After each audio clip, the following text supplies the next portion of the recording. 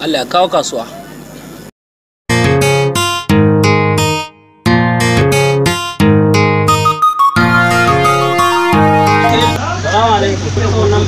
Bakin ne ban kwalaba. Nawa ke sai da shi? To, naira 100 ne.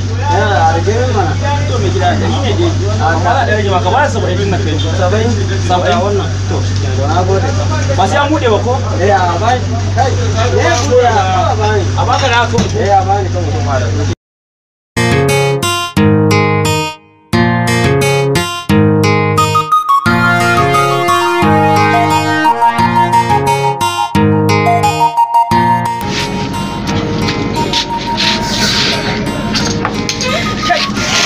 Allah wannan mutum ya kuma wuta kona ne yake so ya zan koma masa. Assalamu alaikum mai gida. Me ya faru? Ya ake ka ban mai wuta daga ina bude yayi sam. Da ma zo rage da kamin azaba na Allah da Annabi ba so kai ka shuje. Kana bude me kai? Sama yayi. Kawai sama yayi wuta ya huto. Wuta ya huto.